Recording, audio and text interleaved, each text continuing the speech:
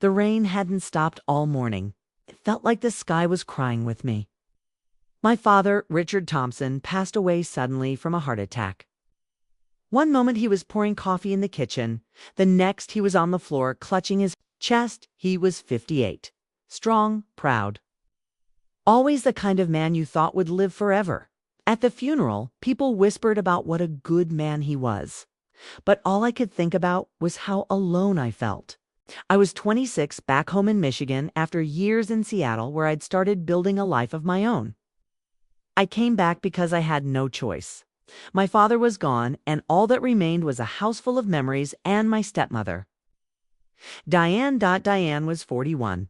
She married Dad when I was 16. I never hated her, but we were never close either.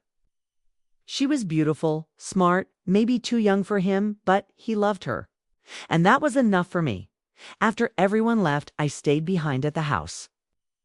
I told Diane I'd help sort through Dad's things. She nodded quietly. Her eyes were red, but she didn't shed many tears. That night, I went to the master bedroom to start packing Dad's clothes. I opened the nightstand drawer and froze. There, sitting in plain sight, was a box of condoms. Fresh, unopened. My heart slammed against my chest. Who the hell was she sleeping with? Asterisk, the morning after I found the condoms in my father's nightstand. Everything felt different. The house was still the same wooden floors, same old couch that creaked when you sat on it, same dusty bookshelf filled with my dad's Western novels, but the air had changed. It felt heavier. Diane was already up when I came into the kitchen, dressed in a soft gray sweater and jeans that hugged her hips just right. She was stirring a spoon into her coffee like nothing had happened. Like she wasn't hiding a secret that had cracked the floor beneath my feet just hours earlier. "Morning," she said, her voice calm, warm, even. She looked up at me and gave me a small smile, genuine or fake. I couldn't tell. But that smile made my stomach twist. She had always been beautiful in an effortless way. Her skin glowed even without makeup, her lips full and soft, and her eyes had that kind of sadness that made you want to know her deeper even when you knew better. "Morning," I muttered, grabbing a mug and pouring myself coffee, trying to act normal. But nothing felt normal. I couldn't stop thinking about that box in the drawer. I wanted to ask her about it. I wanted to look her in the eye and demand answers. But what would I even say? "Hey, Diane, are you sleeping with someone else already?" No, I couldn't. Not yet. I needed more. Something solid. Something undeniable. But the silence between us was loud. Every small moment felt loaded, now every brush of her hand against the counter. Every time she bent down to grab something, her robe the night before, how close she'd gotten to me when we talked after. The funeral. Had I missed the signs? Had something always been simmering just beneath the surface? As I sipped my coffee, she looked up again. "I was thinking of selling the house," she said casually. No warning, just like that. My chest tightened. "Already?" I asked, trying to keep my voice steady. She gave a little shrug and looked out the window, her tone soft but firm. "Too many memories." I couldn't tell if she was hiding pain or just ready to move on. Maybe both. But that sentence hit me hard. My dad had built this house. Every wall held a piece of him. And now she wanted to erase all of it. Or maybe she wanted to make room for someone new. Over the next couple of days, the feeling in the house only got stranger. Diane moved through the rooms like a ghost, quiet. Graceful, but always half removed. Like her body was here, but her mind was somewhere else. She barely cried. She cleaned a lot. Folded towels that didn't need folding. Rearranged drawers. She said she was coping, but it felt more like hiding. And I kept watching her. Couldn't help it. Every little thing she did felt suspicious. Once, I caught her on the phone late at night, whispering in the laundry room. When I walked past, she quickly hung up. Another time, I came home from a walk and saw 2 glasses of wine on the patio. Table leavin', though I hadn't been there too. "Drink one." She said she was just missing Dad. Said she poured one for him out of habit. Maybe that was true. But it felt like a lie. Then there was the way she looked at me. It was subtle, but it was there. Like she was studying me when I wasn't paying attention. One night she walked past me in the hallway in nothing but a towel, her wet hair dripping onto her shoulders. "Forgot my lotion," she said, laughing softly, and disappeared into the master bedroom.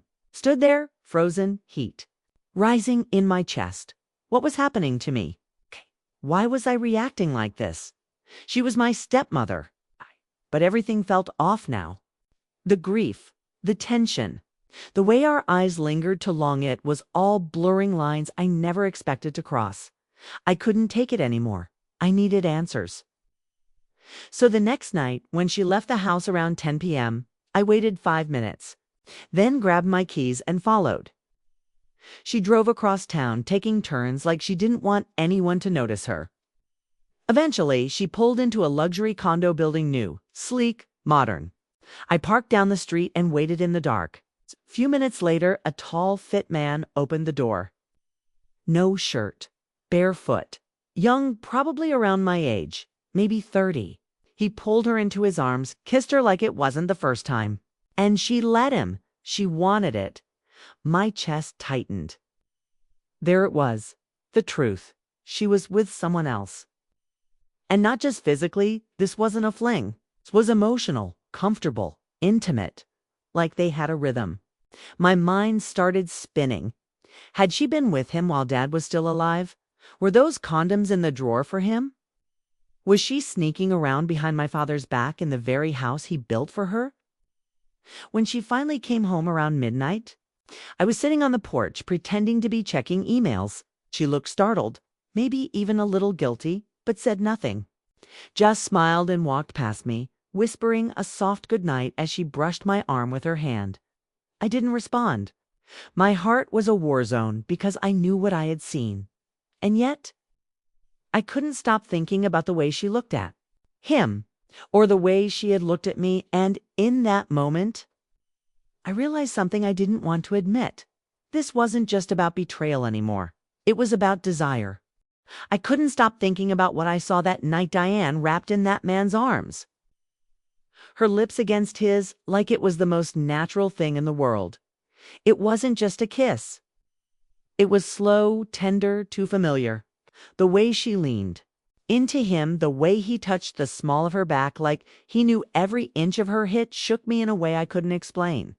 I sat in my car for over an hour after that, trying to process it. I should have been angry, disgusted maybe, but instead I just felt confused. And something deeper. Hurt? Jealousy? I didn't want to admit it, but part of me felt betrayed, not just for my father, but something personal, like I'd lost something I never had. Diane had always been a mystery to me, a beautiful woman who kept her walls high and her secrets hidden behind soft smiles. And now I was seeing parts of her life I was never meant to see. Intimate, raw, real. It wasn't just that she had a lover, it was that she had a whole side of her I'd never known. The next day, I couldn't look at her the same. She was back to her calm, graceful self, moving through the house like nothing had changed.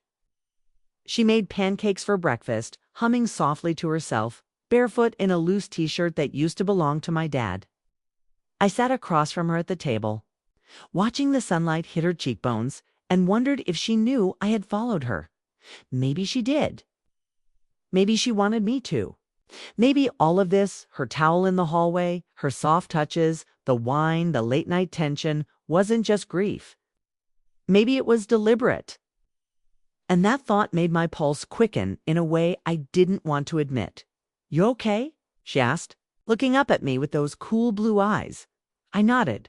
I lied. It's because, how do you say I saw you with him? How do you say I felt something break in me last night that I didn't even know existed? Instead, I kept watching, quietly, carefully. I needed to know more. That afternoon, I looked him up. I had seen the name Matt Bennett printed on a package he brought in when Diane kissed him at the condo door. Simple search. There he was, personal trainer, local gym owner, Instagram full of shirtless mirror selfies and motivational quotes. It's the kind of guy women dream about when their marriages lose the spark. Fit, confident, the complete opposite of my dad. My father had been strong in his own way. Old school, hands-on, quiet. Matt was loud with his looks, his lifestyle, his smile. Scrolling through his feed, I found a picture from just 3 weeks ago. A gym shot. Diane was in the background, leaning against the wall, hand on his chest, smiling like she belonged there. And maybe she did. That image haunted me. Because in that photo, she didn't look guilty. She looked happy. For days, I carried that picture in my head like a wound. And the more I thought about it, the more questions I had. When did it start? Was it before my dad died? Did he ever know? Or was Diane just slipping into something new now that he was gone, filling the silence with someone who made her feel alive again? I told myself I needed answers for closure. It's for my father's memory. But the truth was, I needed them for myself, because something was happening inside me, something dangerous. I couldn't stop thinking about her, about Diane, not just the secrets she was keeping, but the woman behind them. The way she moved when she didn't think I was watching. The way she'd glance at me when I walked into a room. I knew it was wrong. She was my stepmother, but she was also something more. Now complicated, real, and suddenly very human. Grieving, needing, wanting. One evening, we sat outside on the porch. The sun was setting, casting everything in gold. She handed me a glass of wine and leaned back in the wooden chair, sighing deeply. "You ever feel like nothing makes sense anymore?" She asked, not looking at me. I nodded, unsure where this was going. "When your dad died," she continued, "I thought I'd lose my mind. Everything we built, everything we planned, just gone. And then one day I woke up and realized I didn't know who I was without him." Her voice broke, just a little. I looked at her, and for the first time since the funeral, I saw her as more than just the woman who married my father. I saw her as someone hurting, someone real, someone reaching out. And I didn't stop her when she put her hand over mine. It was small, quick, but electric. My breath caught. I wanted to pull away. I should have, but I didn't. I looked at her, really looked, and saw the storm in her eyes. Regret, longing, something deeper. "I know you probably hate me," she whispered, "but I never meant to." I cut her off, gently. "I don't hate you," and I meant it. I didn't know what I felt exactly, but it wasn't hate. That night, as she went back inside, her fingers brushing my arm just a little too long, I realized something I hadn't dared to face. This wasn't just about discovering her secret. It wasn't just about Matt. This was about Usme and Diane, the invisible thread that had been pulling us closer. It's tighter. Ever since my father died, and part of me didn't want to resist it anymore. Asterisk the days after that night on the porch. Felt like walking a thin line between what's right and what you secretly crave. The way Diane and I moved around each other in the house changed. The space between us grew smaller, quieter, more intimate. There were no words, no confessions, no mention of the touch we shared that night. But it lingered. In the way her eyes would hold mine a few seconds too long. In how she stood a little closer when we talked. In how her hand would brush mine. When she passed me something, like she wanted me to feel her. She wasn't avoiding me, she was drawing me in, slow and careful. Like this was something she had already thought about. And maybe I had too. Because the truth is, I had stopped seeing her as just my stepmother. That title didn't mean anything anymore. What I saw now was a woman alone, aching and beautiful in a way that made it hard to breathe. She wasn't the cold, distant person I remembered from my younger years. She was soft now, open, and every part of me wanted to reach out and find the truth inside her. One afternoon, it was raining slow, steady drops against the windows that made everything feel slower, quieter. Diane came into the living room wearing One of Dad's old flannel shirts unbuttoned halfway, revealing a white tank top underneath and bare legs. My heart thudded the moment I saw her. She sat down across from me on the couch, legs tucked under her, a glass of wine in hand. "Do you remember when you were 18? She asked suddenly, eyes fixed on mine. "You brought that girl home. The one with the loud laugh and the short shorts." I blinked, surprised she remembered. "Jess," I said. "Yeah, she. Was wild." Diane smiled, but it faded quickly. "Your dad hated her," she said, swirling her wine. "Said she was too fast for you, but I saw the way you looked at her, like she was the only woman in the room." She took a sip, then whispered, "No one's ever looked at me like that." That hit me hard. I didn't know what to say. My chest tightened, and I realized I had been looking at her like that probably for days now, maybe longer. I stood up to say something, anything, but words failed me. And then she stood too, slowly, stepping closer until she was just a breath. Away, I could feel the warmth of her skin, the rise and fall of her chest. Her hand lifted, brushed a strand of hair from my face. Her fingers trembled just slightly.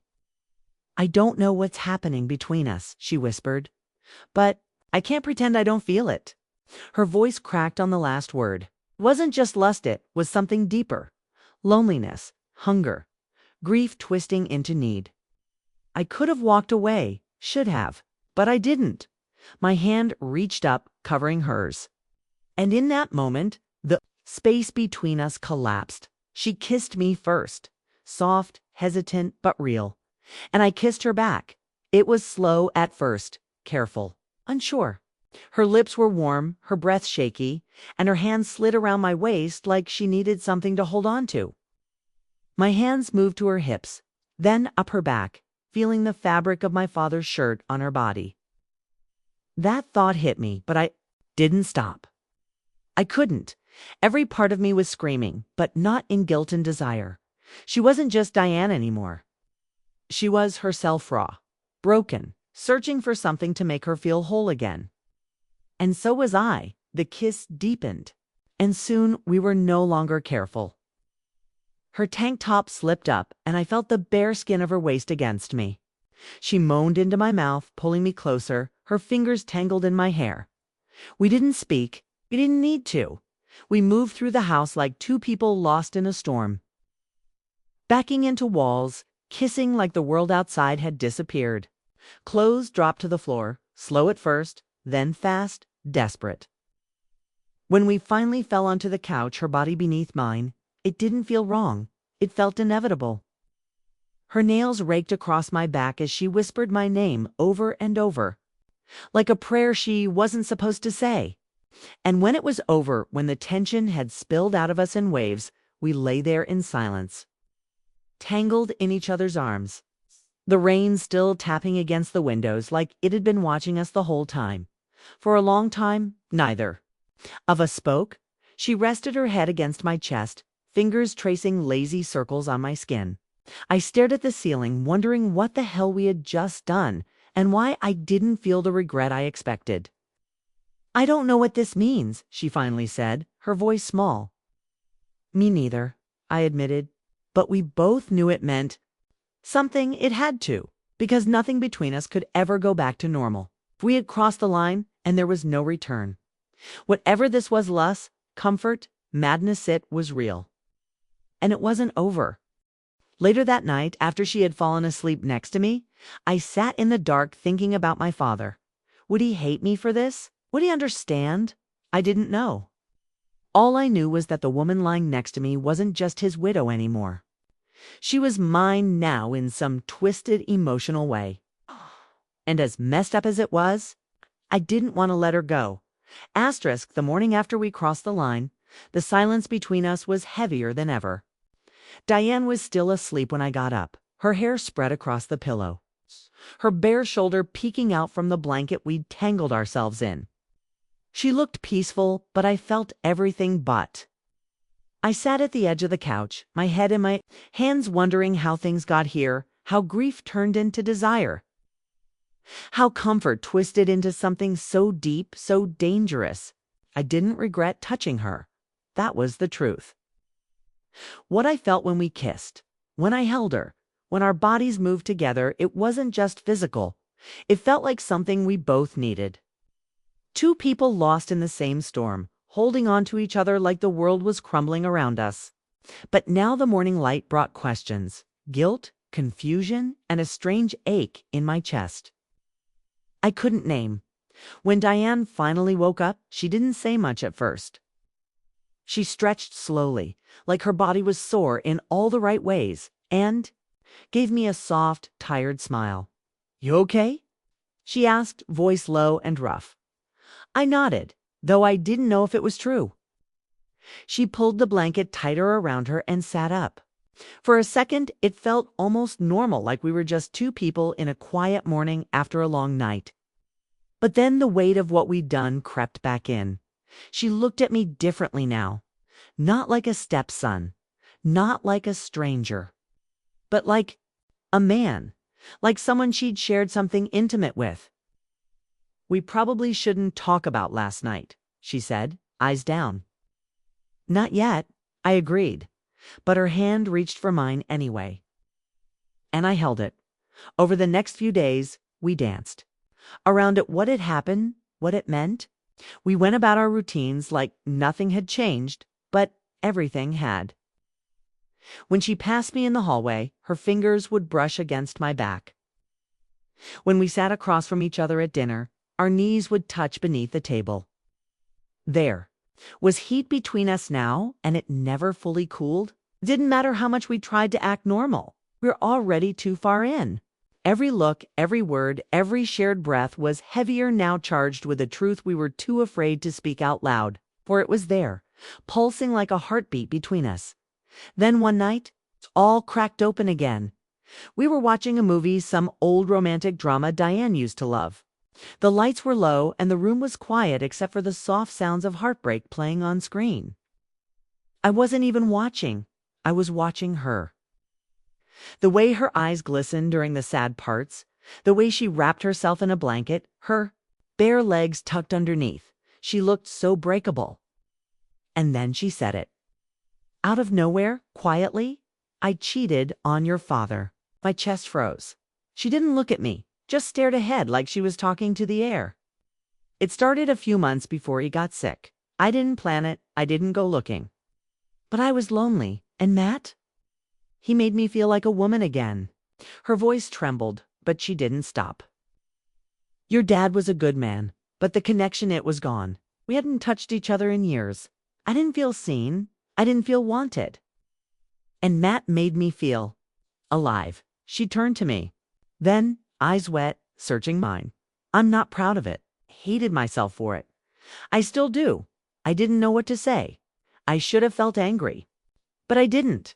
I just felt sad for her, for my father, for the version of their marriage that was already falling apart long before I ever saw that. Box of condoms. And then she reached for me again, this time more desperately, more real. "Know what this looks like?" she whispered. But what happened between us last night, it didn't feel like a mistake to me. She touched my chest. It felt like the first time I'd been seen. It's been a long, long time. "Stu," her voice cracked. "Again. You looked at me the way your dad stopped looking at me years ago." I swallowed hard. Her words were soft, but they hit me like thunder. Because deep down, I had felt the same. We weren't playing some taboo game. We were two broken people clinging to something that finally felt honest. So I kissed her again. There was no hesitation this time. No fear. Just fire, passion, need. We lost ourselves in each other once more. Right there on the couch, the same place it all began. And when we were done, holding each other like nothing else existed, she whispered, "We can't keep doing this." But I knew we would, because the lines were gone now, blurred by emotion, by desire, by the strange raw bond that had formed between us in the shadow of loss. It wasn't love, not yet, but it was something close, something dangerous and magnetic. And I didn't know how to walk away from it. Neither did she. We had gone too far, and part of me didn't want to turn back. I didn't know how something so wrong could feel so deeply, painfully right. But that's what it was every time Diane and I touched. Every time her fingers curled into my chest at night. Every time her lips met mine in the silence of a house still grieving. It felt like we were finding something we'd both lost long ago. We didn't talk about the future. We didn't talk about what we were. We just kept getting lost in each other in quiet moments, between guilt and need, in whispers shared under moonlight, in bodies tangled on the same couch where we once cried for my father. The lines were long gone. Stop trying to figure out what this made me her stepson, her comfort, her sin. And she stopped pretending she didn't want me. But eventually, real life has a way of catching up to you. And the truth never stays, hidden forever. It happened on a Saturday morning, sunny, too perfect for what was about to break. Diane had gone out early to pick up some groceries, leaving me alone in the house. I was cleaning up when her phone buzzed on the counter. I shouldn't have looked. I know that. But something told me to. And when I saw the name Matt Benetai, I felt that old, ugly burn in my chest. The same man I watched her kiss. The same man she admitted to loving when my dad was still alive. My hands shook as I tapped open the message. I miss you. When can I see you again? She hadn't responded. Not yet. But the thread was there. I scrolled back. They had talked a few days ago. Nothing dirty, but warm. Familiar, too familiar. I stared at the screen, my heart pounding. And in that moment, I felt something inside me tear. When she got home, I didn't say anything at first. I watched her laugh about the price of strawberries, watched her unpack bags like we were still something real. And then I asked her straight out, "Are you still in love with him?" She froze halfway through, putting a carton of eggs in the fridge, her back to me. "Where is this coming from?" she asked quietly. I walked over and placed her phone on the counter, the screen still open to the message. She stared at it, then at me, and in her eyes I saw something shift. Not guilt, not panic, but sadness. "I don't know what I'm doing," she said after a long silence. "I'm lost, and I'm trying to feel alive again. And with you, I do. But Matt, he was there when I was falling apart, too. He knew the woman your dad forgot. And I never really said goodbye to him." I stepped back. My hands clenched at my sides. "So what am I to you, Diane? A distraction? A warm body in a cold house?" Her voice cracked. "No, you're more than that. God, you're so much more than that." She reached for me, but I pulled away. And for the first time since that night we crossed the line, I felt the full weight of everything we'd done. The betrayal, the confusion, the love twisted up in loss. "This isn't just about what we feel in here," I said, pointing to my chest. "It's about what happens when we step outside this house, when people ask questions, when I look in the mirror and wonder who I've become." Tears welled in her eyes. She was still beautiful, even when broken. Especially when broken. "I never planned for this to happen," she whispered. "But when I looked at you, I didn't see your father's son. I saw the only man who made me feel again." That shattered something in me. Because I had felt the same. Every part of me wanted to take her in my arms to forget what I saw, to stay in the fantasy we built between four walls and shared pain. But I couldn't. Not anymore. That night, we didn't speak much. She cooked dinner. I helped. We sat at the table like strangers with hearts full of secrets. And when it was time to sleep, we didn't share the couch. I stayed in the guest room, lying awake all night staring at the ceiling, listening to the sound of her quiet sobs in the next room. At some point, the storm passed. The tears dried. And a strange peace settled in. We both knew this couldn't last, not because it wasn't real, but because it was.